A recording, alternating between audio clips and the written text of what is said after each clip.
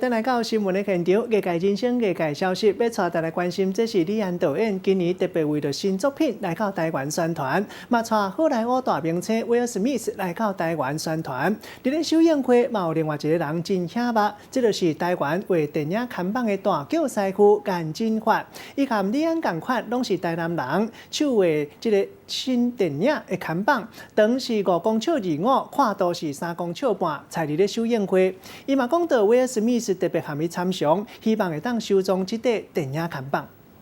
Everybody come with me! Whoa! Whoa! 国际大导演李安新作品《双子杀手》掀起电影的热潮，毋但因为有大明星威利史密斯来台湾宣传新作品，阁有一件受到各界关心的细节，就是用手画电影看板。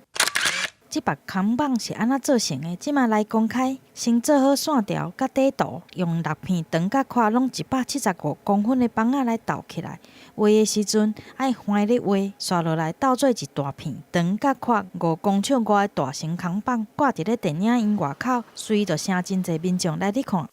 就是他说我送给他啦，一张送给他嘛，他们说要留收藏起来啊。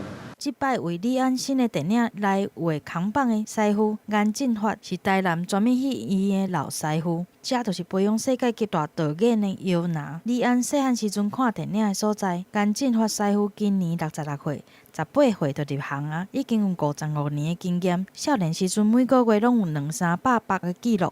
以前就是这样，我感觉这样比较好啊，现在都没有，就比较，他把它荒废掉了。详细来看，这个用手画扛棒，虽然不比电脑制图的完整性，刷加真侪丰富的色水，甲怀念的风采。师傅的作品，国际媒体报道真侪摆。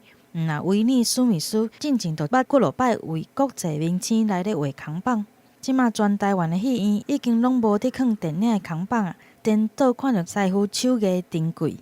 记者综合报道。